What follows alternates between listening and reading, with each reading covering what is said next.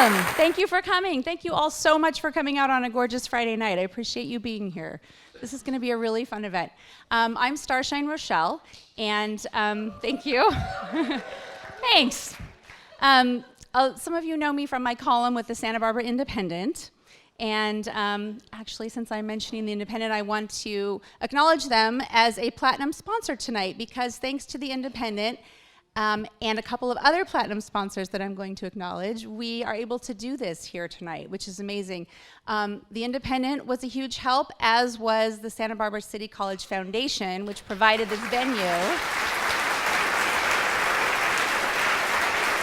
And the wine, right? Exactly, as well as Montecito Bank and Trust. So how about a big hand for our sponsors?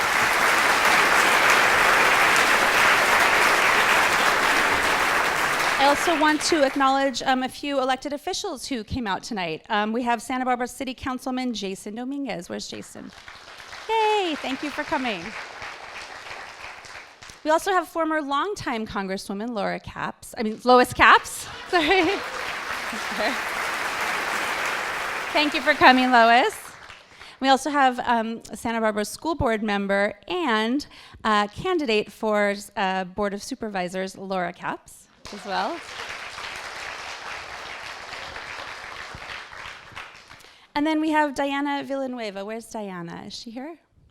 Maybe not here. Okay. Never mind that. We also have Michelle Sevilla for Assemblywoman Monique Limon. Thank you for coming.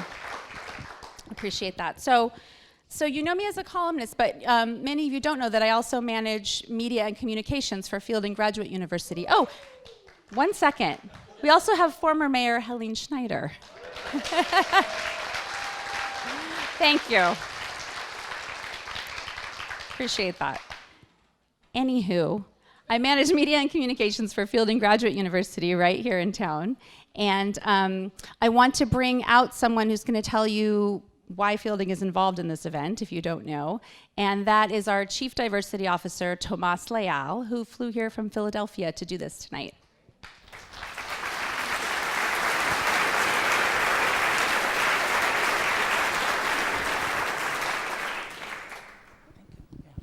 Thank you.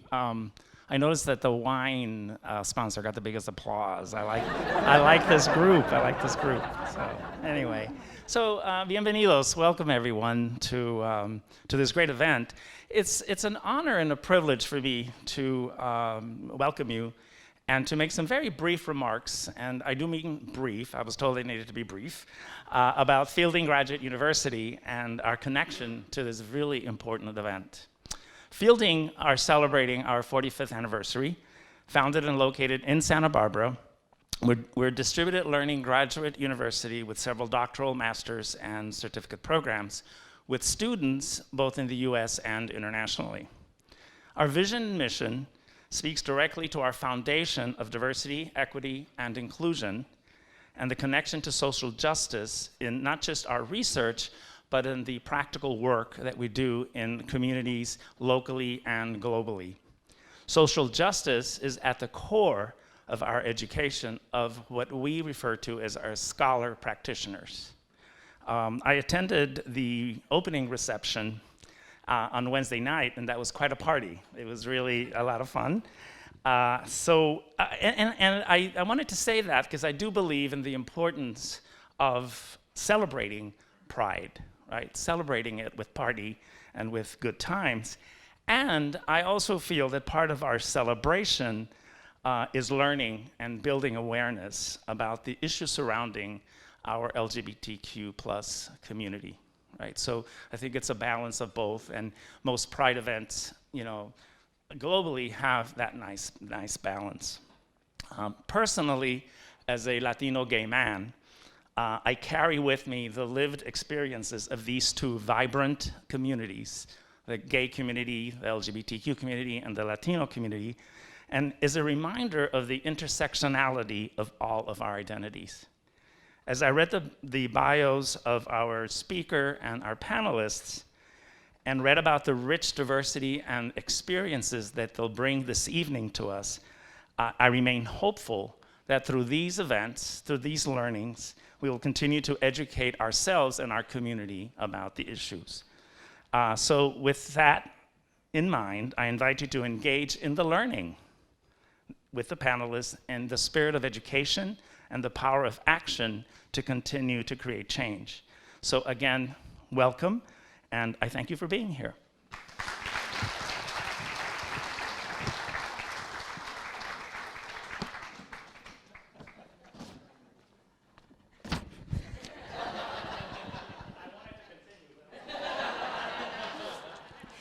So next up, to introduce our keynote speaker, I want to bring to the stage a Fielding alum and the hardest working woman in show business this week. So can we please have a big Pride Week welcome for the executive director of the Pacific Pride Foundation and a good friend of mine, Colette Shabram.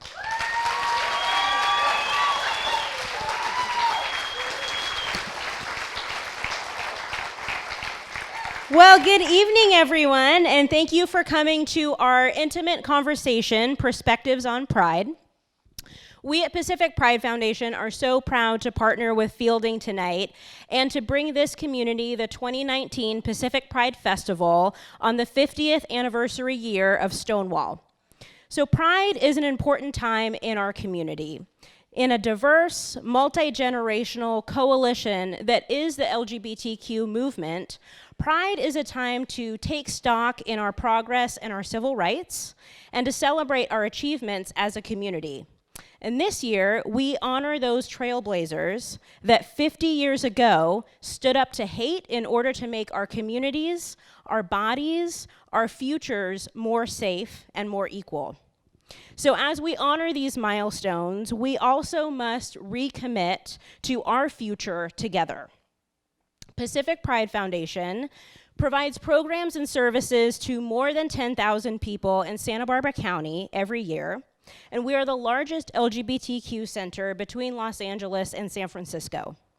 So tomorrow, we will host Pride at Chase Palm Park starting at noon for a day that Santa Barbara can feel proud of. I hope you all come along and participate in the diverse crowd of thousands, LGBTQ, allies, supporters, as we stand with Stonewall.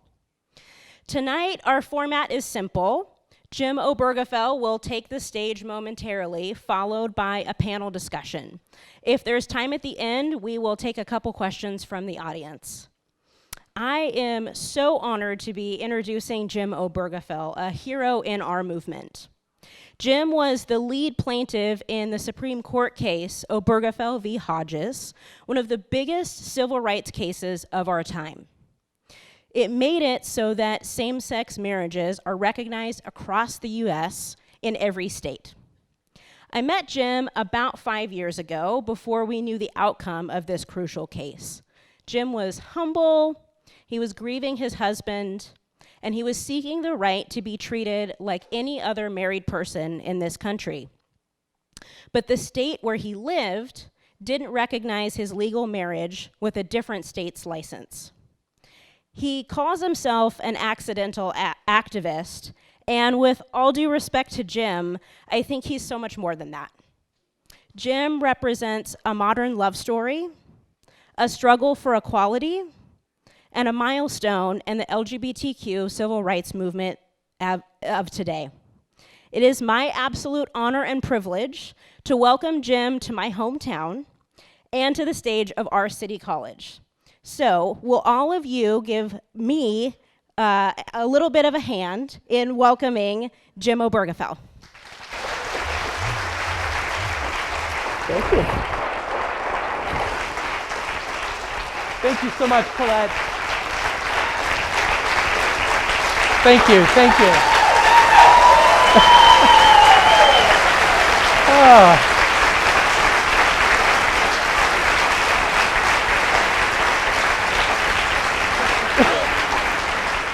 You're silly. Thank you so much. Thank you so much for that wonderful welcome. I am thrilled to be here, and Colette, Starshine, Fielding, Pacific Pride, thank you so much for inviting me to be here this evening. I am thrilled to be here. You know, I fell in love with John the third time I met him. The first time we met, I was still in the closet, and he scared the daylights out of me.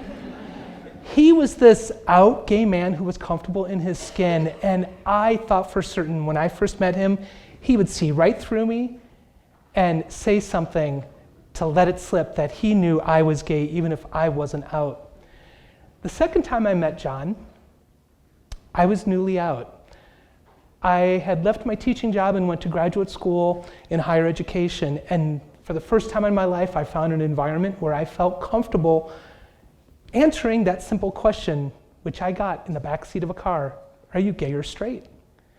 And for the first time ever, I let myself say gay. And for those of you who have been through that experience, you know what that feels like. And that happened the summer I was 26. And I met John the second time shortly thereafter. You know, I was new to being out, new to being open about who I was. And here was John, this man who had scared the daylights out of me. And he said, well, Jim, you know, I don't think you'd ever go out with someone like me. I have no idea where I found the wit or the courage to say, well, how do you know? You've never asked. And he still didn't. And he didn't. So the third time I met John, one of my friends had become his housemate, and they were having a New Year's Eve party. So my friend Kevin, who was one of John's housemates, invited me to John's house for New Year's Eve. Well, I went to that party, and I never left. John liked to say for us, it wasn't love at first sight, it was love at third sight. And that's really how it was for me. I knew from that third meeting, this was the man I wanted to spend my life with. I knew this person, John, would be with me for the rest of my life. I just knew it. I never questioned it, I just knew it. And so we built our life together. Now, John and I, over time, you know, we weren't activists in any way, shape, or form, other than writing checks. We would sign checks to organizations we cared about, and we would support them that way. But John and I were never activists. We just lived our lives. We were open about who we were. We worked together. Every coworker, every boss, every employer knew we were a couple. We just lived our lives openly and honestly. And we started talking about marriage early on, probably within, I think, the first 2 years we were together. We started talking about marriage. We wanted to get married. But John and I made an agreement. We decided that for us, marriage had to be something more than just a symbolic ceremony. We weren't going to get married and have it mean nothing. And we lived in Ohio, a state where it was impossible to get married, because like so many other states, it had its own version of the Defense of Marriage Act, saying that marriages could only be between one man and one woman. You could not get married in Ohio as a same-sex couple, and they would not recognize marriages from other states. So we made this decision. For us, marriage can't just be a symbolic ceremony. We'll only do it if and when it means something. And honestly, we never thought that would happen. We thought we would simply live our lives as partners, as everything other than husbands, even though we felt like husbands, and our family and friends treated us as such. So our life together moved on, and in early 2011, things started to take a turn that we weren't expecting. I noticed as John was walking around our condo that for some reason it sounded different, almost like one foot was slapping the floor harder than the other. And I asked him about it, thinking he had sprained an ankle, pulled a muscle, but he hadn't. And we thought, well, this will go away.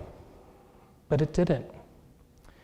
And in May, June of 2011, after lots of doctor visits, specialist visits, John came home from seeing his third neurologist.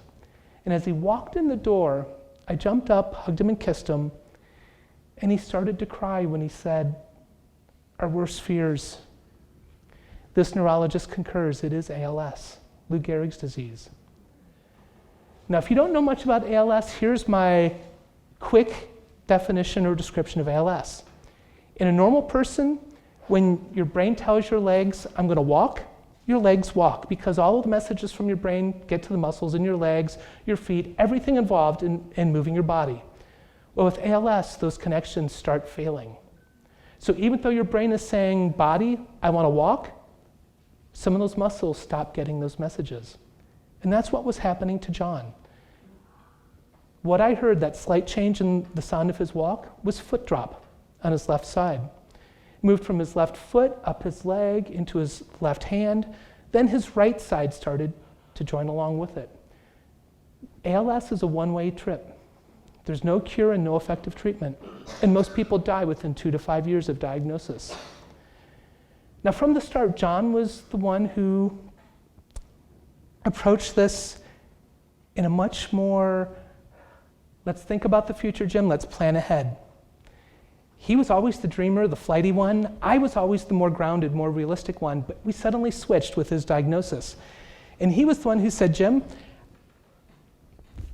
I'm never going to get better. So let's start thinking about what we need to do to make sure you're okay when I'm gone.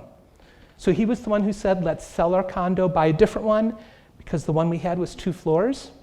The building wasn't very conducive to someone who would be losing his abilities. And he said, but when we buy that new place, my name won't be on it, Jim, only your name will be, because I don't want you to have any issues when I'm gone. So John was starting to think to the future, while I was so focused on, I'm going to lose the love of my life. The person I thought I was going to spend decades with, I've already had almost 20 years with him. I thought I was going to have many more. And when you love someone, you take care of them, right? So as John started to lose every ability, he started by using a cane that moved to a walker, and within a year, he started to use a wheelchair. And every ability he started to lose. And less than 2 years after diagnosis, he started at-home hospice care. And I was his full-time caregiver. Now, caring for someone who's nearing the end of their life, caring for anyone with a terminal illness is hard. It's tiring, it's scary, and it's overwhelming. But I couldn't imagine doing anything else. There were people who said, well, Jim, I think this is great what you're doing, taking care of John. And I don't have much of a poker face, so I'm sure they knew exactly how I felt about that statement. But I would reply, well, what else would I do? This is the person I love. This is the person I've committed to. We've never been able to get married, but we've still made those promises to love, honor, and protect each other. And so I was fortunate enough and had a job where I could work from home and take care of John 24/7, other than about 5 hours a week when hospice came. June 26, 2013, I was working at the dining table and John called me into his room to say, Jim, there's news coming out from the Supreme Court about the Windsor case. Now, Edie Windsor, she and her wife Thea, they had been together for more than 4 decades. They got married in Ontario, and Thea had MS. And when Thea passed away from MS, Edie got tax bills from the state of New York and the IRS in excess of $800,000. Because they said, sorry, Edie, you're not the legally recognized spouse of Thea.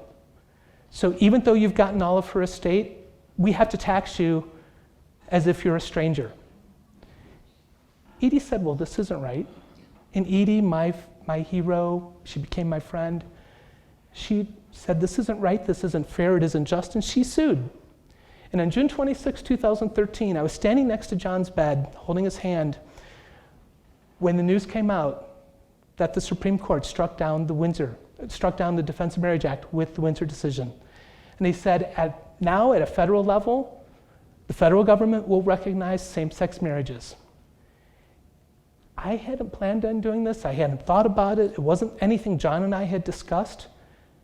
But in that moment, in that wonderful moment of realizing, here's our chance to actually have at least the federal government say we exist, I leaned over, hugged and kissed John and said, let's get married. Now, luckily he said yes. But again, here we were in Ohio, Cincinnati, Ohio, and in a perfect world, I could have put him in his wheelchair and taken him 6 blocks to our county courthouse for a marriage license. But it wasn't a perfect world. Ohio said we couldn't do that. So I had to figure out, how do I take this dying man to another state simply to do something millions of others take for granted? So I started researching where we could go. And we eventually settled on Maryland because it was the only state that allowed same-sex marriage that did not require both people to appear in person to apply for the marriage license.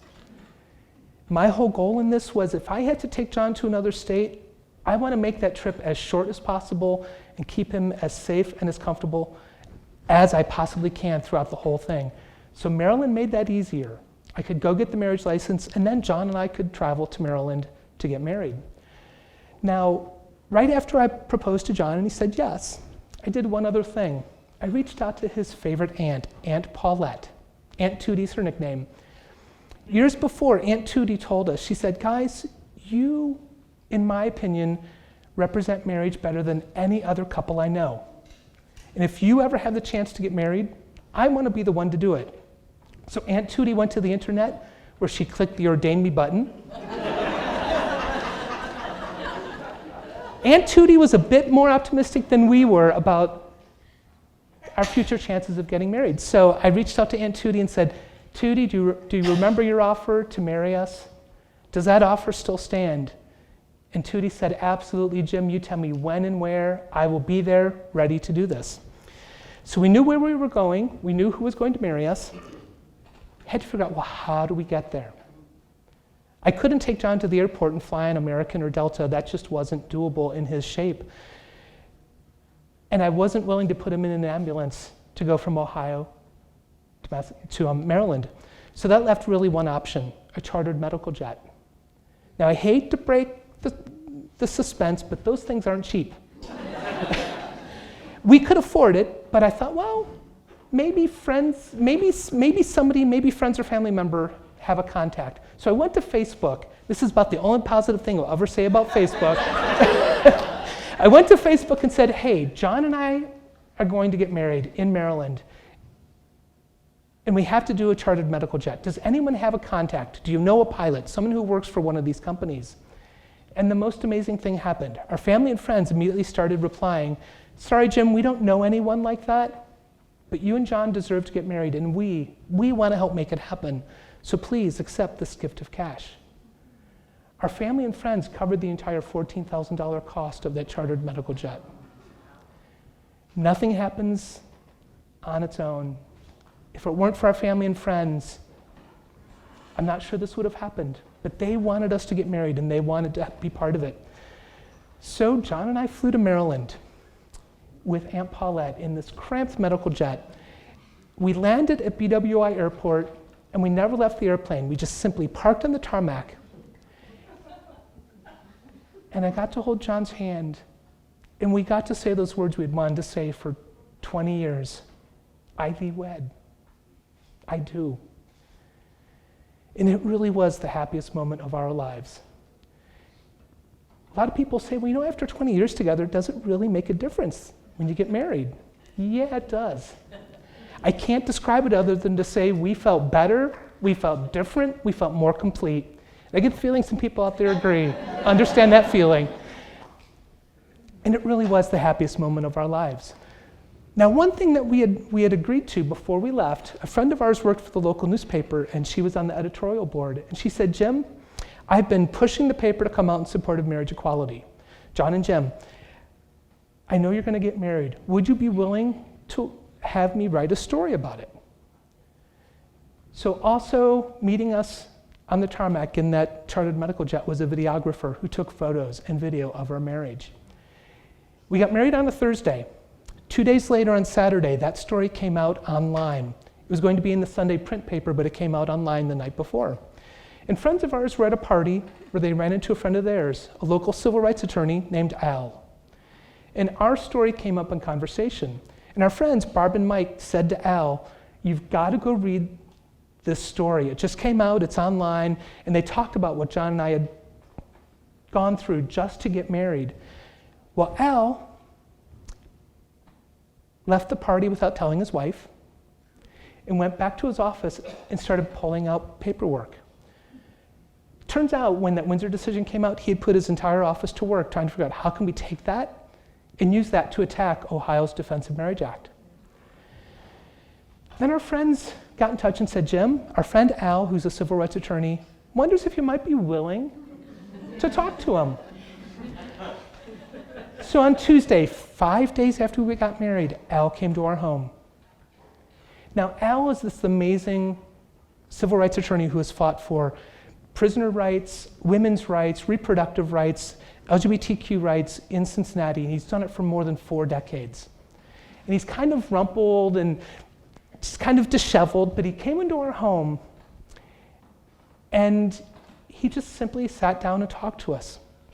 And he pulled out a piece of paperwork, a blank Ohio death certificate.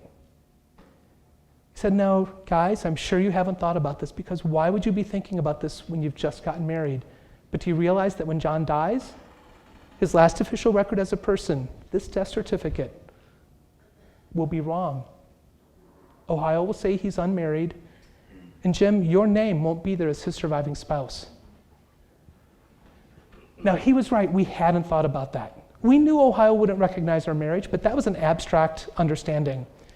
This piece of paper, John's death certificate, his last record as a person, that made it real, and it made it hurtful, and it made it harmful. So Al simply said, do you guys want to do something about this? So John and I discussed it, and once again, John was more worried about me. He said, Jim, yeah, I think we should, but I want you to understand this is all on your shoulders. He was completely bedridden. He's like, I can't do anything, Jim. This is all on you. He said, I think we should, and if we do this, I'm okay with you going to court. I'm okay with you doing whatever you need to do, taking time away from me. Because that was a way for John to thank me for taking care of him, but also a way for him to fight for our marriage. So we told Al, yeah, let's do this. So we sued the state of Ohio and the city of Cincinnati because both are involved in marriage licenses. And our legal argument in Ohio, if an underage couple wants to get married or first cousins want to get married, they cannot get a marriage license in Ohio. But if they get a marriage license, let's say in West Virginia or Kentucky, as soon as they cross the border into Ohio, Ohio recognized their marriage. And they treated that marriage exactly the same as every other marriage, even though they could not get married in Ohio. So our legal argument was, state of Ohio, you're creating multiple classes of people, and that's unconstitutional. So 11 days after we got married, I took the stand in federal court, and I got to read a statement to the judge. I got to talk about John, what he meant to me, what our marriage meant to us, and what Ohio's Defense of Marriage Act meant, how it hurt, how it harmed us. And at 5 o'clock that day, federal judge Tim Black released his ruling. And in his ruling, it started with this sentence, this is not a complicated case. He ruled in our favor. Said, Ohio, when John dies, you have to recognize their marriage on his death certificate. 3 months later to the day, John died. But he died a married man. He died knowing his death certificate would say he was married. He knew his death certificate would say, I was his husband. And I know that gave him some comfort at the end of his life to know that our marriage meant something, that our marriage existed, that our state recognized us as valid. After John died, of course, my life kind of fell apart. Wasn't easy losing the love of my life, but I did the best that I could, and I just kept going. Now, Al, he kept going as well. He had a second case, which was all about the beginning of life. He had 6 same-sex couples with children. They either gave birth in Ohio, adopted in Ohio, and they sued the state of Ohio to say, guess what, Ohio, our kids deserve accurate birth certificates, listing both parents' names. They went before that same federal judge, and they also won.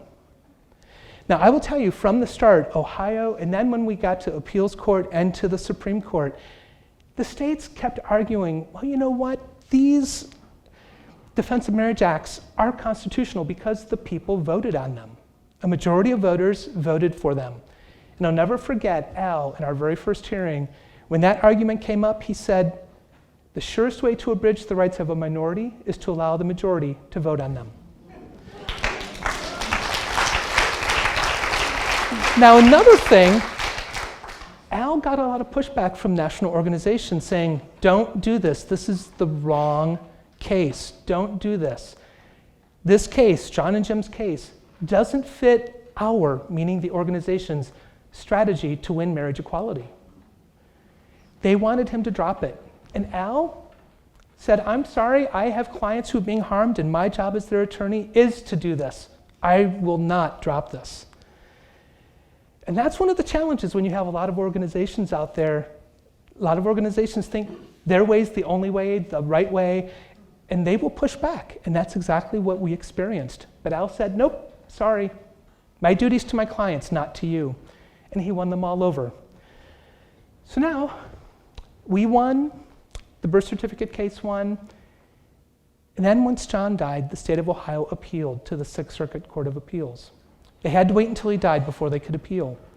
And at that point, our case, along with 4 cases from Kentucky, Tennessee, and Michigan, were consolidated with our case. And we went to the Sixth Circuit Court of Appeals. Now, we were warned right from the start, don't get your hopes up. This is one of the most conservative appeals courts in the nation. So we went to the Sixth Circuit, and in December of 2014, they ruled against us. Now, for me, that was the low point. John had been gone for a little bit more than a year, and we lost. And that was the moment when I could have said, you know what, I just want to go back to my quiet life. I was never an activist. I'm not sure I want to keep being this public face of this fight, the name and face, but I couldn't do it because if I dropped out and said, no, I don't want to pursue this, I would have been letting John down. I would not have been living up to my promises to love, honor, and protect him. So when Al said, do you want to file cert with the Supreme Court? I said, absolutely. Now, you might not know this. The case is called Obergefell v. Hodges, but we were a consolidated case of 8 different cases from 4 states. There's no magic way it became known as Obergefell v. Hodges. The reason it's called Obergefell v. Hodges is Al filed cert with the Supreme Court 10 minutes before the Tennessee case did. It was all timing. But I also have to tell you, I would have been okay had it been one of the other plaintiffs who got in there first, because the one plaintiff in Tennessee, his last name is Love. And I thought, how perfect would that be? We had Loving versus Virginia, now it could be Love versus Tennessee, whatever the case name was. But Al beat them by 10 minutes. So it became known as Obergefell v. Hodges. It's really weird to be told there's a Supreme Court case with your name on it. But I knew I had to be in that courtroom for oral arguments. There was no question in my mind. I had to be there for the full 2.5 hours. The Supreme Court said, okay, you have an hour and a half to argue the right to marriage, and you have 1 hour to argue the right to recognition. But I wanted to be in there for the full 2.5 hours. The court was setting aside seats for plaintiffs only for the hour and a half or the hour, not the full thing. So Aunt Tootie and I sat on the sidewalk, or stood on the sidewalk in front of the Supreme Court to be in the courtroom in the public seats. I couldn't have John with me, but having Aunt Paulette with me made it feel like he was there. And we were in that courtroom. Now, we were sitting out in the public seats so people didn't know who I was. And eventually, it came out. I don't know if someone recognized me or if Tootie said something, but I love this story. And this is one of the things that I always tell people, stories matter. It's that one-on-one conversation with people that you have that actually changes hearts and minds. And the best thing we can do is tell stories. Harvey Milk said, come out, tell your story. And that's so true, because in that courtroom, the man I was sitting next to told me, Jim, I have to tell you, your and John's story really affected someone I know. I have a twin brother. He's a Roman Catholic priest. He called me this morning on my way here to the courthouse, and he said, Rob, I watched a story about the named plaintiff and his late husband, and it's really made me rethink my opposition to marriage equality. A little bit later, Rob is saying that same thing to Aunt Paulette, but he said, John and Jim's story really affected two people. And I thought, well, you told me about your brother. Who's the other one? Rob then turned to me, shook my hand, and thanked me for fighting the right fight, and told me that he's an evangelical Republican. You could have knocked me out of my chair with a feather. You could have asked me, name one type of person who will never thank you, who will never be on your side, who will never thank you. Evangelical Republican was right at the top of that list. Yet here he was telling me our story made a difference. So that was one of my most meaningful experiences in that courtroom. And the other thing I love is during oral arguments, again, those same things came up. You know, if you allow this, straight people are going to stop getting married. Straight people are going to stop having children. Never did quite understand that one. If that happens, that means one of you's gay.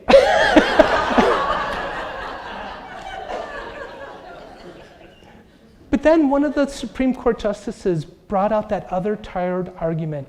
You're trying to change the definition of something that's meant the same thing for millennia. You're trying to redefine marriage and make it mean something new, something that it's never meant before. And Ruth Bader Ginsburg, she can have any organ of mine she needs.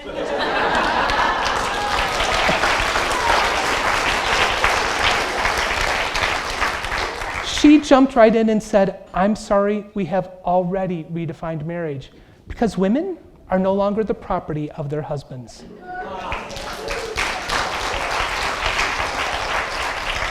So I sat through that 2.5 hours, and then I knew, well, it's going to be at most 2 months before we get a decision, because that was end of April, and the Supreme Court's term ends in June. And again, I wanted to be in that courtroom when the decision came out. So I started going back to DC in mid-June to sit in that courtroom for decisions. June 15th, no decision. June 22nd, now the court only officially schedules decision days on Mondays. They won't tell you what decisions, just that they will release decisions on Mondays. They can add other days. So I was there Monday, June 15th, Monday, June 22nd, no decision. We left the courthouse thinking, well, it's going to be Monday, June 29th. Well, as we're standing in front of the courthouse, someone came running out and said, well, they just added Thursday, June 25th as a decision day. Someone else came running out, well, they just added Friday, June 26th as a decision day. And at that point, we all looked at each other and said, it's going to be Friday. June 26th. The Windsor decision came out on June 26, 2013. Lawrence versus Texas, which struck down sodomy laws, came out on June 26, 2004. So we thought, well, it's got to be Friday, June 26, because there's no other reason they'd add Friday as a decision day. So I got back to the courthouse Friday morning, and I'm on the sidewalk, and the atmosphere is different, the mood's lighter, we're all feeling pretty optimistic. And the police officer came by to hand out the tickets for the courtroom, for the public seats. And they'd done this every time I'd been in that courtroom. And they hand them out, and we're all talking, and I look down and I notice, nobody else has commented on this, but the ticket's different this time. Every other time, the ticket for the Supreme Court was bright orange. Well, on Friday, June 26th, it wasn't bright orange, it was lavender. We were already optimistic, but at that point, we said, it's happening today. And I will also say, one of the things still makes me upset is when you get to the courtroom door, they take the ticket. So I don't have my lavender ticket, number one. So anyway, sitting in that courtroom, and the session begins, and they read our case number, and I'm seated between two friends, and I just jerk in my chair and make some noise and grab their hands. I'm like, oh God, here it comes. And Justice Kennedy starts to read his decision. And my initial reaction is, we won.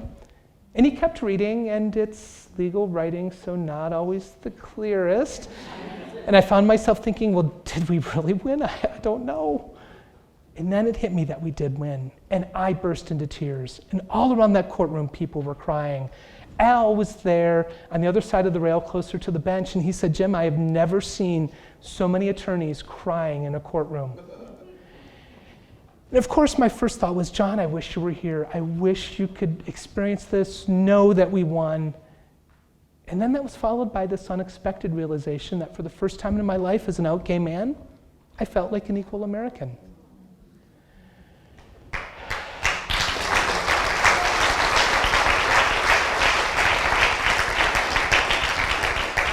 So Justice Kennedy finished reading his decision, and if you haven't read it, read the last page. Or if you've been to a same-sex marriage since then, I think there's a law now that every same-sex marriage has to include that last page. I know I've read it a lot because I now officiate weddings as well. So, but that last page of writing is beautiful. It's a beautiful piece of writing, and it talks about what we fought for. Not law, not something legal, but love and commitment and family. Read it if you have a chance. So Justice Kennedy finished his decision. Then the Chief Justice read his dissent, which I merely ignored. Like, we won, I don't care. Keep going. And the whole time I'm sitting there thinking, let us go, because I want to walk down those steps of the Supreme Court building. Because in my mind, I had this image of Edie Windsor and other plaintiffs on the front steps, and all I can think is, let me go. Let us go. Finally, the hearing ended, and we're all gathering out in the hallway, some of the other plaintiffs, the attorneys and I, and we're getting ready to leave when suddenly police officers go running out the main entrance. But nobody said anything, so we start walking that way, and another officer stops us, said, sorry, you can't exit that way, you have to exit the side of the building. And my internal conversation went along these lines, what do you mean I can't exit that way? That's the way everybody gets to walk out when they've won in the Supreme Court. Oh well, guess we have to exit the side. The crowd had pushed past the barricades and they were up on the steps of the Supreme Court building. So from a safety point of view, they did not want us going that way. So we exited the side. Al and I were arm in arm leading our group of plaintiffs and attorneys, and we walk up onto the plaza into the crowd as it just split in front of us. People were cheering, people were crying, singing, giving us hugs, high fives, and I mean, the air was electric. I don't think I ever really understood what that could feel like, but I certainly felt it that day. It was electric. We made our way through the crowd to where all of the press was gathered so we could read our statements to the press. And I finished that, and I step away and I have an interview with a CNN reporter. And as soon as I finish that interview with the CNN reporter, I turn around, I'm facing the Supreme Court building, and someone hands me a phone. Jim, you have a call. President Obama.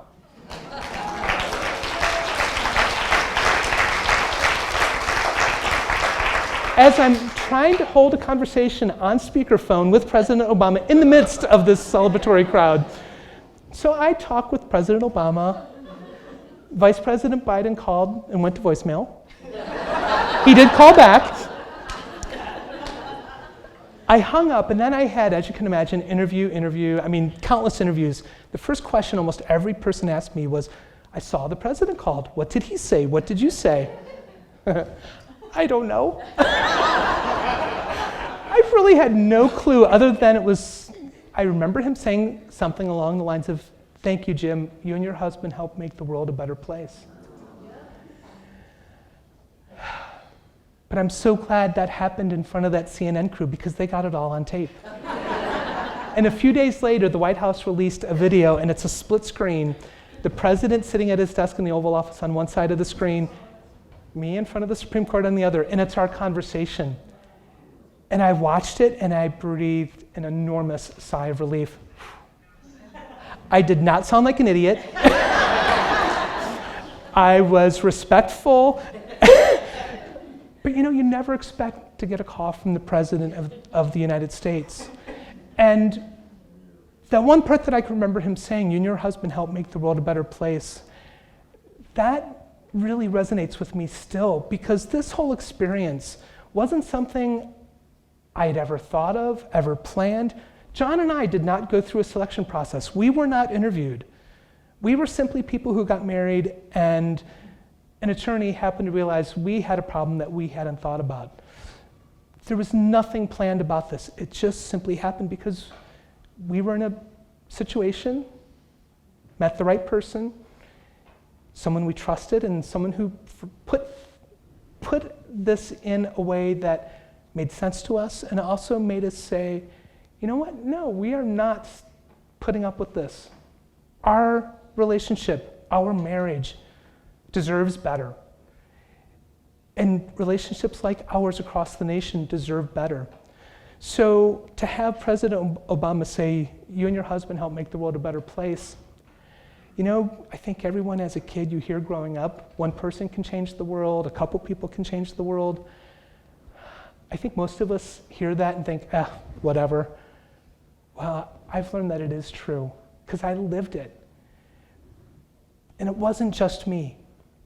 It was John and me. It was more than 30 plaintiffs in our case. Another widower, a funeral director, couples, children. The youngest plaintiff was a 2-year-old boy named Cooper, who still calls me Uncle Jim. His dads live in Manhattan, but they adopted him in Ohio. We, as a group, fought to make our world a better place. We fought to have our relationships matter, to mean something. And that's what I still think about, is that that's not just a tired old cliche that one person or a group of people can change the world. It does happen. And that's what helped me get through this, was being part of that group. We became a family. They supported me and helped me through the loss of my husband, but it was also realizing this has become so much bigger than just John and me, so much bigger than our marriage. This impacts people across the nation. And it also impacted people across the world, because other courts around the world will reference Supreme Court decisions. So it's amazing the impact you can have when you find yourself in the right place and you're willing to say, yes, I'm going to do this. Even though it scares the daylights out of me, I've never thought I would sue the state of Ohio, the city of Cincinnati, never thought I'd be in the Supreme Court, and I certainly never thought I'd have a landmark civil rights case bearing my name. But it was the right thing to do. And I think back to that day when Al said, do you guys want to do something about this? You know, here was John dying. We didn't know at that point he'd be gone within 3 months. But it didn't matter. It could have been within a week, and it was the right thing to do. It was such an easy decision to say, yes, we want to fight for each other and our marriage and for people like us. And in our current world today, that's what we need to keep fighting for. We have to keep fighting for each other. And it isn't just about me. It's about so many others. And I'm realizing I have gone on way too long. No, so my apologies for going on so long, but you know, that's really all I want to end on that when you find yourself in a situation where you have a choice, you can do what's right or you can walk away. Don't walk away. Do what's right, because when you fight for what's right, when you fight for love, and that's all I did, I fought for love, an awful lot of good can come out of it. So thank you so much for having me here tonight. And again, my apologies for going too long.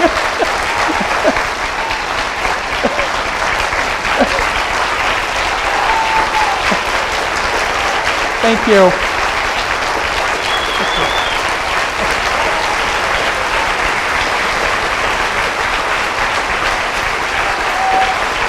Thank you so much.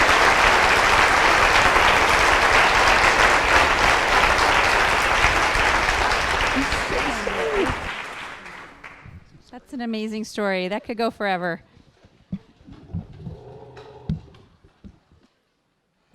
So we're going to set up the chairs for the panel now. And while we do that, I just want to remind everybody that the Pride Festival is tomorrow. So I hope you'll come out to that. It's at Chase Palm Park, just down the road, from noon to 7. And it's free, and it's for all ages, and it's super fun. Who's been? Who's been to the Pacific Pride Festival? Woo! Who's going? Who's going tomorrow? Yay! I'll see you there. So Fielding has a booth. There's entertainment. There's food. It's a lot of fun. If you haven't been, it's a really good time. So you should definitely go. And Carol's pouring wine. Okay. I also wanted to let you know if you got a photo taken tonight by our team and you didn't get one of these little cards, you will be able to download the photos in a week or so at fielding.edu/pride. And if you have friends who are interested in watching the panel, we are live streaming right now at youtube.com/fieldinggraduateuniv, UNIV at the end. So it's youtube.com/fieldinggraduateuniv. And then one more shout out to our sponsors who are amazing. Santa Barbara Independent, Santa Barbara City College Foundation, woo! And Montecito Bank and Trust, thank you so much. When we told them we wanted to do this event, I was shocked. Every single place we called was like, we're in. They were so fast. What do you need? How can we help you? And it was just an outpouring of love, and it was wonderful. So thank you so much. Okay, I guess we're set. And I'm going to call our panelists up. Are you ready, Jim? Come on out. Sit where you like, except for that. That's Ellen's seat. All right, so we just heard from Jim. We heard his story. Ellen Broidy, if you would come up and join us as well. Thank you, ma'am. Their bios are in the program, but Ellen was a co-founder of the first Gay Pride March and a member of the Gay Liberation Front, and she'll tell us all her whole story. But I also want to... No, we're going to be brief. It's going to be great. We want to invite Dr. Aiden Hirshfield. Please come up. Sit wherever you like. Aiden is a Fielding grad. He graduated in media psychology, and he did his dissertation on transgender studies. Really interesting stuff. Maybe he'll tell us about that too. And we want to invite Anaiya Boutan, please.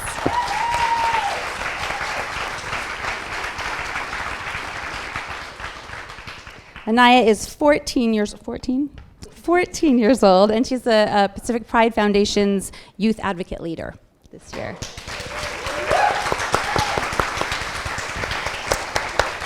So thanks so much for being here, all of you. And this is going to be conversation style, so I'll direct questions to individual people, but I want you to feel free to jump in if you have something to say, okay?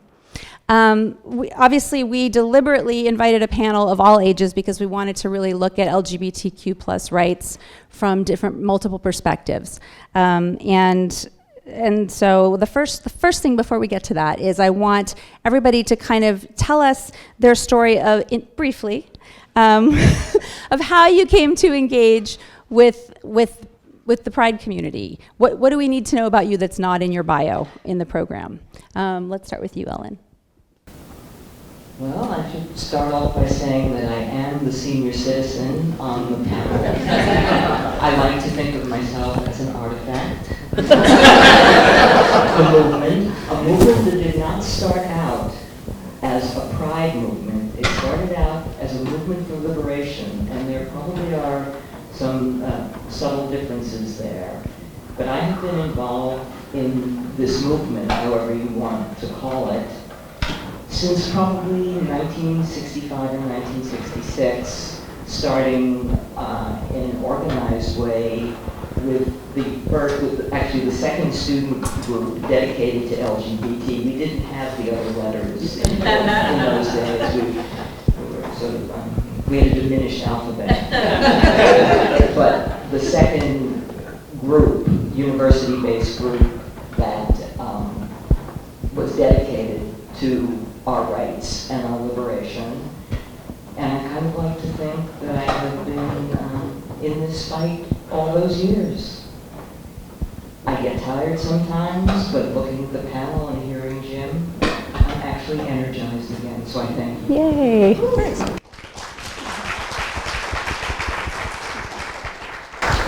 I'd have to say I grew up a large part of my life in Louisiana, which is not very accepting of queer people, and then my family, for the most part, wasn't very accepting, was vocally not accepting of being queer.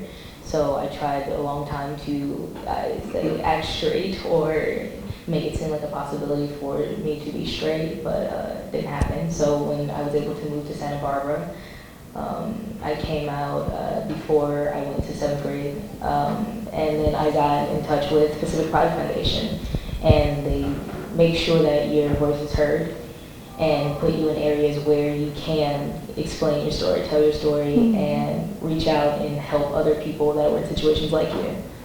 So yeah. Nice, thank you.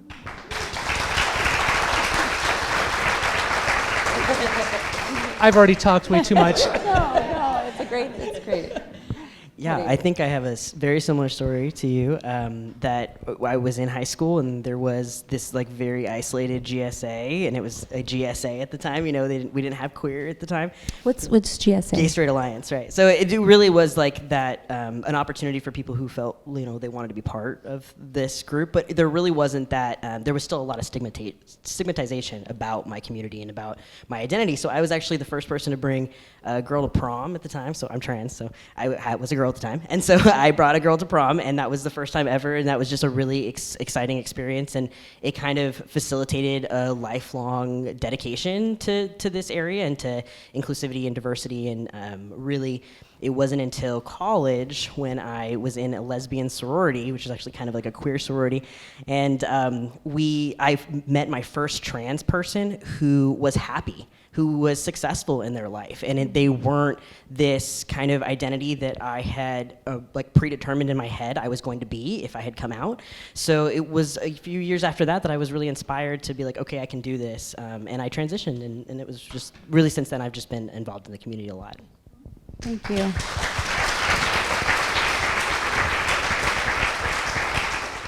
So we know that LGBT history goes back as far as humans go back, but for the purposes of tonight, we wanted to focus on Stonewall because it's the 50th anniversary this year. And Ellen, I wondered if you would sort of set the scene for us, for those in the audience who may be fuzzy on the details of what Stonewall is. I know you weren't at the incident itself, but I've heard you say that Stonewall was a moment and out of it grew a movement or something like that. So if you would kind of tell us how that erupted and how you were involved. Very, very quick capsule version. On the night of June 28th, 1969, at the Stonewall Inn, which was a mafia-run bar in Greenwich Village, and I should say at this point, all the bars that catered to the lesbian and gay community were mafia-run. The bars would be raided with some regularity, and they'd be raided for a number of different reasons. One of the common reasons was the payoffs to the cops didn't come through in a timely enough manner. Other times they'd be raided because the city was planning, there were going to be a lot of conventions and tourists in town, so it seemed like a good idea to clean up the streets. There are lots and lots of reasons that have been thrown around about why on the evening of June 28th, the 6th precinct, which was the police precinct in that area, decided to raid the Stonewall. One thing that is not true is it had nothing to do with Judy Garland's funeral. Okay. This is a myth that has been floating around for 50 plus years. Normally when these raids happened, people would quietly leave, or as quietly as a bunch of queers could do anything. On the night of June 26, 1969, something happened. For all I know, it was Judy Garland's funeral, but something happened. Something changed. We don't know who threw the first penny, the first brick, the first punch. People fought back. They fought back from being pushed into the paddy wagons. They, in fact, trapped 6 police officers in the building, in the Stonewall. If you've ever been in Greenwich Village and seen it, it's a fire trap now. It was a fire trap then. You did not want to be trapped in it. At any rate, the first evening this happened, people fought back. People fought back the second evening, the third evening. It went on for something like 4 nights. People taking it to the streets, saying, you cannot do this to us. Within months of this happening at the Stonewall, a group called the Gay Liberation Front started, the first and most radical of the political groups that formed after the incident at Stonewall, the rebellion at Stonewall. I don't call it a riot, I call it a rebellion. And why I say Stonewall was a moment, it was a moment that allowed a movement to happen. And I'm pleased to say this movement has kept going and growing and growing and going. And I thank all of you for keeping it going. Thank you. That was a story well told. I really like that. Thank you. Anaiya, I wanted to ask you, you traveled to New York with Pacific Pride Foundation recently for the celebration about the anniversary of Stonewall, and I wanted to know so we've just heard from Ellen, sort of at the other end of the spectrum, what was that like for you? What did you learn there that you didn't already know about the movement? Well, one of the amazing things that we were able to do, we were able to go and see Stonewall, which was amazing because you hear about it, right? And you know that it's such a important place of history and meaning, but to actually be able to go there and be in the energy and be able to feel the stones and just exist in the same places, it is something that's unbelievable. And I still just can't believe that it was able to happen.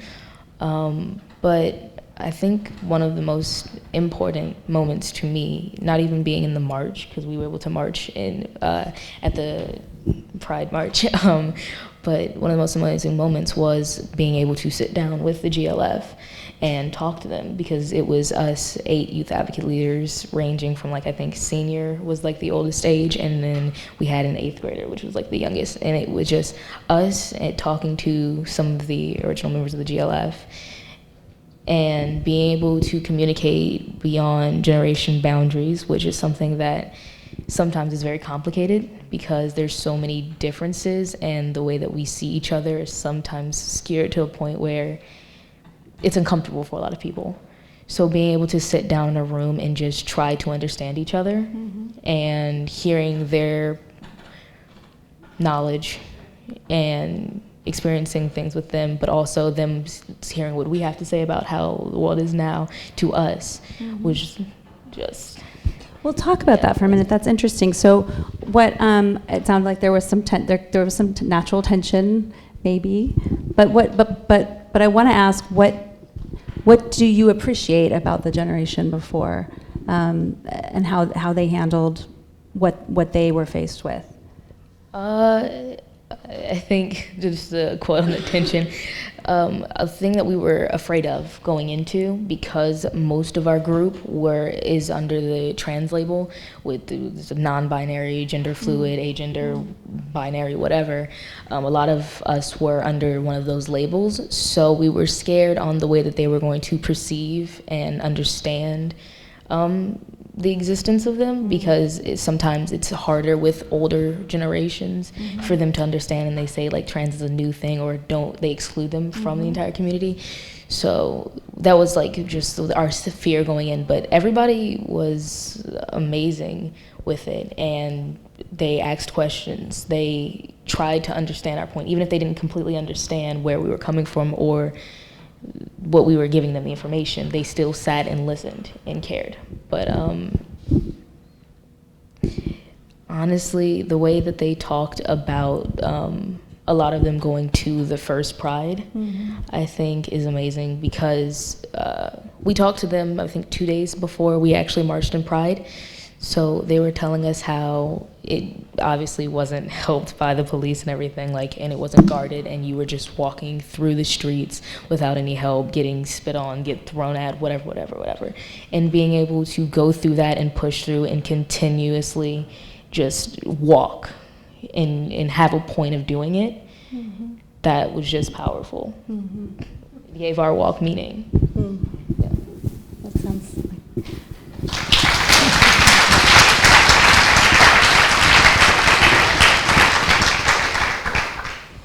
Tomas mentioned earlier about how it's important to celebrate, but it's also important to educate and talk about, things that that we're learning and study. And one of the things that, one of the things we talk about at Fielding a lot is one of the things Fielding's known for is psychology.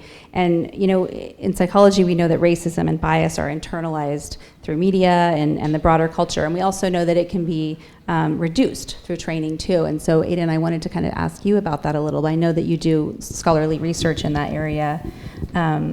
And I wanted to find out kind of what you've learned about our psychological understanding of bias and how that might be used or is being used in research that might benefit the community in terms of cultural understanding and even the furtherance of rights down the road.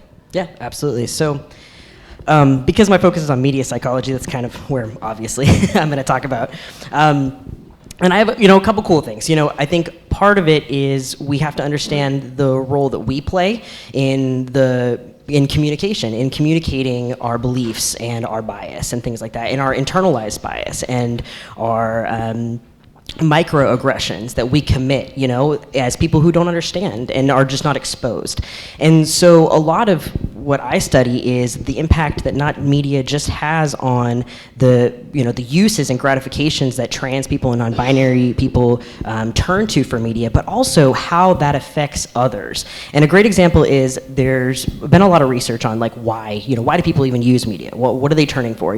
Are they on there to explore identities? Are they on there to understand transition options? But really what they found was that media was an opportunity for them to communicate complex and challenging things to others and with others, and to have those difficult conversations that would otherwise be potentially dangerous in their face-to-face situations, right? And so media plays this incredible role in allowing us to kind of mediate those experiences. But on the opposite end of it, when we look about the way that we internalize things, just on one example is a recent study came out looking at gay men's body image issues, right? And what they learned from that was that gay men internalize body image issues the same way that women internalize body image issues. And it has the same effect not only on them, but on the people who they share with, right? On everybody on Instagram who sees their selfies that have been filtered out and things like that. So we're perpetuating this in the things that we do, obviously, but we're also internalizing what people are giving us as well. So I think, we have this incredible opportunity with media to change the world. And a great example is recently I was with the Chicago PD and we were doing virtual reality experiences to teach police officers and first responders about mental health issues and about diversity and inclusion in these things. And they're getting to live these experiences in virtual reality environments, and that codes in your brain as a real experience. And so for them to have they were living what experiences? So they were living out pulling over someone who potentially had a mental health issue, engaging with someone who had schizophrenia, various different issues of that nature, and going through the scenarios, so making decisions in that experience. And so those are ways that we can, in the future, shift bias and really change the perception. And just like storytelling, I love that you brought that up, is that stories are the #1 most important thing. And I truly do believe that. And I think in my own work, in my own future research, I want to use storytelling. I want to use virtual reality experiences to change the way that we see ourselves and to change the way that we see others as well. That's great. Thank you so much.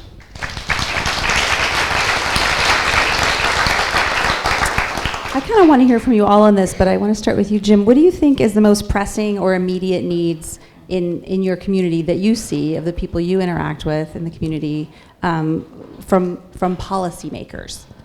So I think one of the biggest things, and all of you here in California, you're lucky. You live in a state with non-discrimination protections, so many other things that people across the nation don't enjoy.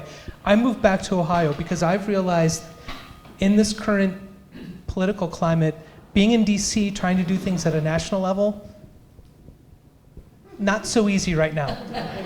But the place you can really have an impact is at the local level. So I moved back to Ohio because I wanted to make sure that I was helping my state, my home state, move forward. And one of the things that I think is so important are non-discrimination protections, because it's inconceivable to me that in so many states around our nation, a couple can get married, put their photo up at work, and get fired because they don't have non-discrimination protections, or they can lose their apartment.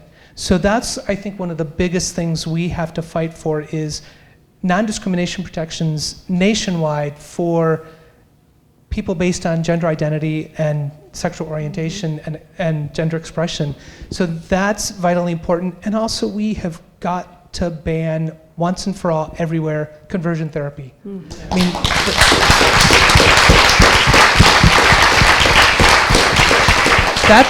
that's nothing more than child abuse, and it has to end. And our transgender siblings, they can't live their lives without fearing for their lives. And I don't know how we fix that, but to me, those are, you asked for one, but to me, I think those are the three most important things that we have to work on across our nation, and especially at local levels, because if we change it at the local level, that's going to be change that lasts and spreads. So those are the things I think are really vital right now. Anyone have anything to add? Yeah, I'm going to speak now generationally. I think there has been a perception fostered by the media that the LGBT or the gay community, made up of upper middle class white men who have all kinds of resources. My generation, the GLF generation, the Stonewall generation, is full of people who have very, very few resources. A lot of women who had no resources then continue not to have resources. Where are we going to live when we age? Yeah, that's vital, and that's one of the main reasons I joined the board of directors for SAGE, which is the oldest and largest organization fighting and advocating for LGBTQ older Americans. It means senior action in a gay environment. Exactly. Yeah, we don't use that anymore. That's what it was to start with. But, you know, older LGBTQ Americans are far more likely to age in isolation. And we have to fix that. We have to make sure that when it's time for, we all get to that point where we need to think about where are we going to live, because we need health care, we need services. Around the nation, there are people who have to go back into the closet because they can't be out in that facility. And that's one of the things these religious refusal bills, these so-called religious freedom bills out there are especially damaging, because 85% of long-term care facilities in the United States are religiously affiliated. So if you give them the right to say, no, we don't want you because you're a gay man, no, we don't want you because you're a lesbian, no, you're a same-sex couple, you cannot live in our facility, that's putting a whole lot of people at risk, serious risk. So that's vital. And for me personally, I owe it to the people who came before me, the people who really put their lives on the line to get out in those streets and march. They created a world where I could feel comfortable saying, yeah, let's sue the state of Ohio. I owe it to them to fight, and that's a big reason I joined that board, because it's a scary time for far too many LGBTQ older Americans.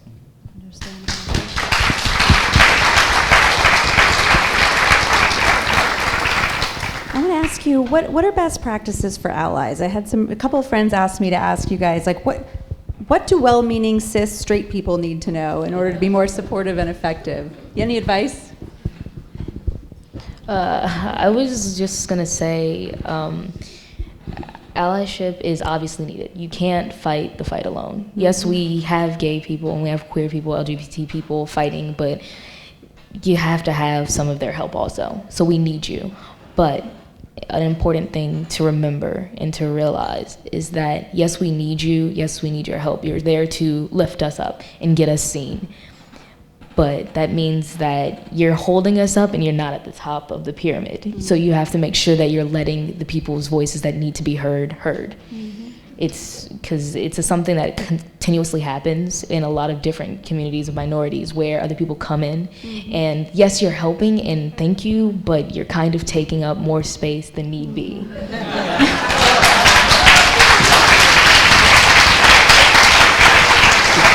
We don't need allies straight-splaining for us. It's a new word. Anaiya, you started an LGBTQ plus club at Santa Barbara Junior High, right? Yeah. And did you talk about that issue there? Were there allies in the club, and did that come up? Yeah. How do you manage that in a junior high setting? Well, junior high.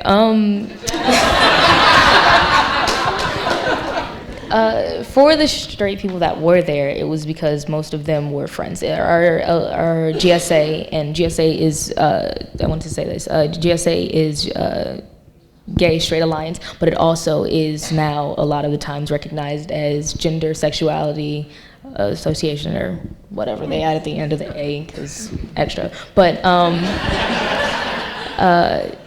a lot of the straight people that were there, it was because they were friends with someone that was there. Mm-hmm. So they were being allies. There were other people that weren't. They're supposed to be there, but most of the time, it wasn't really them just trying to support it. Our GSA was a safe space. That's it. Like, it wasn't this organized big thing where we were constantly talking about issues, but we did. Mm-hmm. And we did bring up a lot of issues every once in a while. Since we were the older ones, we made sure that they would understand and see a lot of things in the world, because we had different experiences, and we like to make sure that you can say and do whatever you need.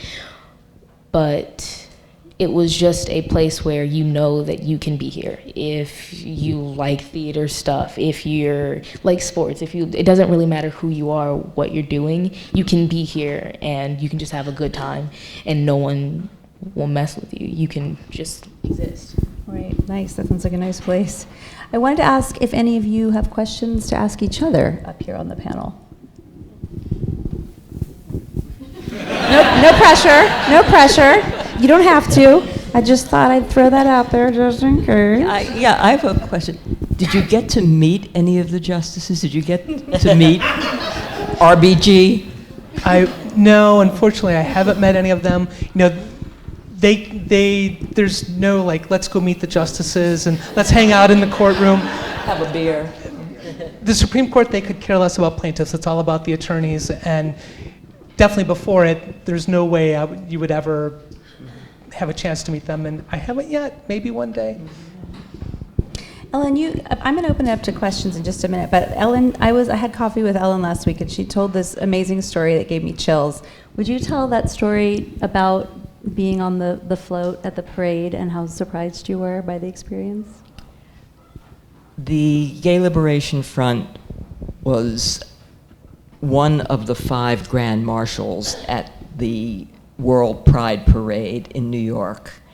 And there were several of us, my spouse, Joan, and myself amongst them, who have some mobility issues. So we were on a float, which was actually a U-Haul flatbed truck. It was very elegant. It was extremely. When I say we don't do glitter, we don't do glitter. And we were sure, it said Gay Liberation Front on either, banners on either side of the truck. But we were sure that people, would sort of wave and not know who we were, why we were there. We turn on the first corner to the line of march, and there were literally 3 million people in the streets behind these barricades. And people are standing there seeing Gay Liberation Front and screaming, "Thank you, thank you, thank you." Fists in the air, hands on hearts, block after block of thank you.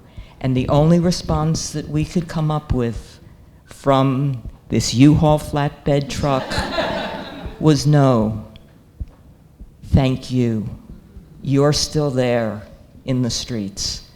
We've been marching for 50 years. You're still marching. And I want to just say one other thing about that. Joan brought a banner from home, a rainbow flag that said, "Love trumps hate." They went wild about that also. So we really were stars of the moment, but seeing people going like that was, I think we were all crying. at that point, as were people in the streets. Thank you. So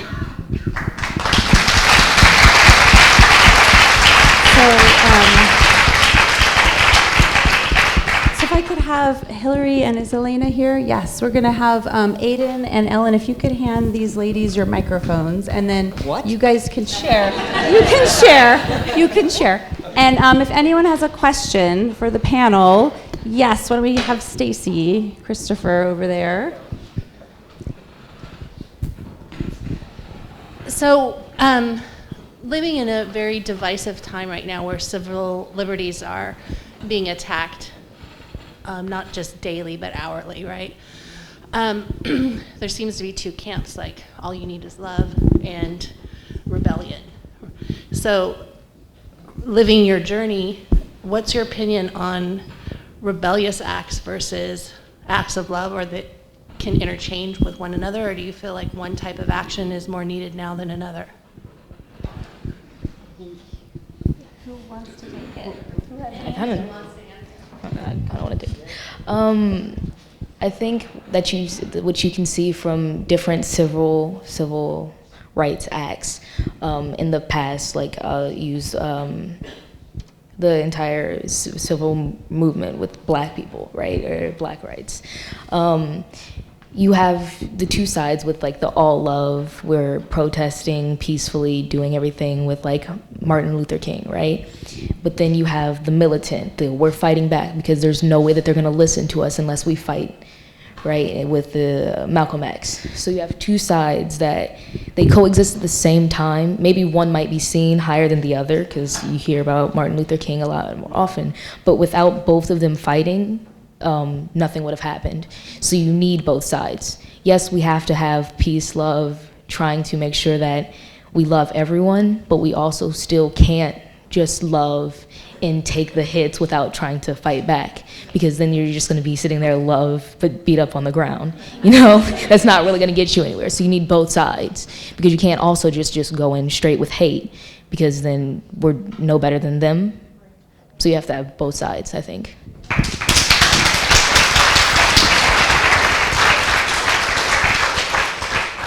I think in the current political climate, the current dangerous political climate, our act of love is an act of rebellion. There's not a whole lot of, and I think that's what, there's not a whole lot of difference. Other question?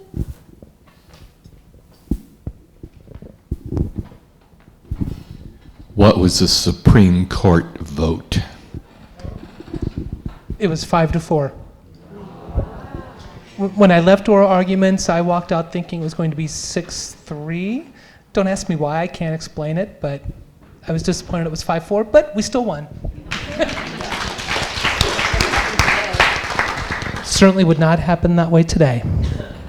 And I will say, a lot of people ask me, Jim, are you worried about marriage equality with the current court? And I will say this, the only thing that gives me a little bit of calm thinking about the current court, if something ended up in front of this court the way it is currently right now, even though Chief Justice Roberts was against us, he was part of the 4, I think he's a stronger believer in precedent and not taking away rights that have been previously granted by the court. So what gives me hope is thinking if something showed up in front of that court in its current condition, I think he would switch and say, no, we are not overturning Obergefell v. Hodges. If the court changes more, all bets are off. And there have been too many changes in federal courts across the nation to feel very comfortable. Last questions. I promised everybody we'd get out of here by 8. We have one in the back there.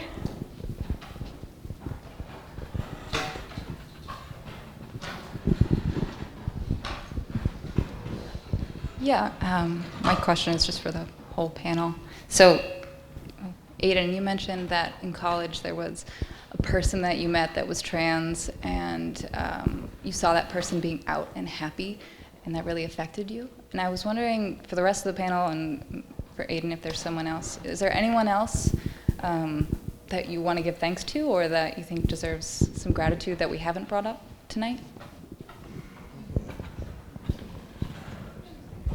mean, I can also double on that.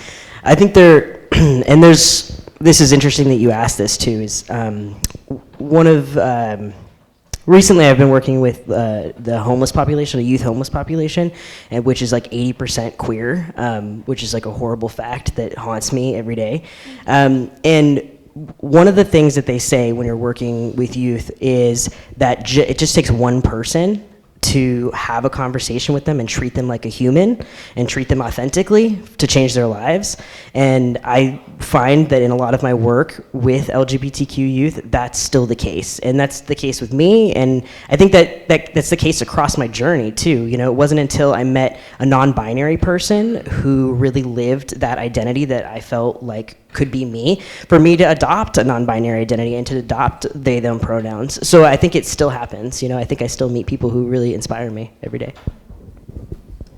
I mean, for me, it would really just be thanking people like Edie Windsor, Marsha P. Johnson, those people who came before me, and as I mentioned earlier, they helped create a world where I could say, yes, let's do this, let's fight for our marriage, because those people risked so much more than I ever did to get me to be able to live in a world where I could say yes.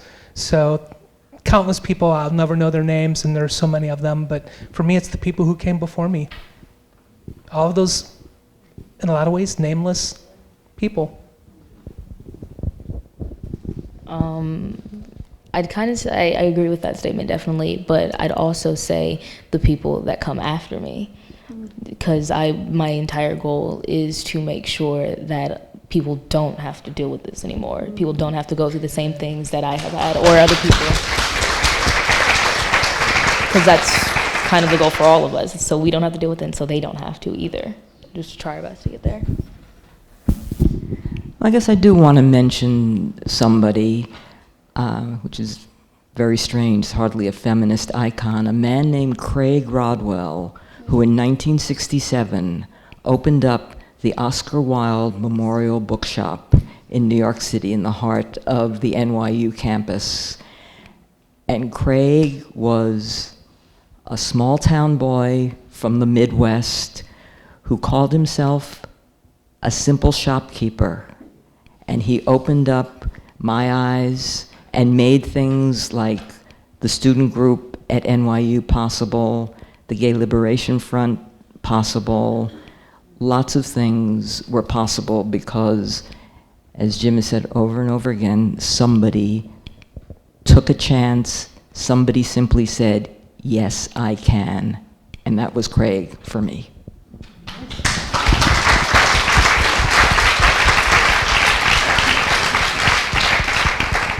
Well, here's to those people, and I want to thank our esteemed panelists so much, and our sponsors, and I want to thank all of our volunteers tonight. It took a village, and I want to thank all of you guys for coming out tonight and staying and asking great questions. Thank you so much for being here.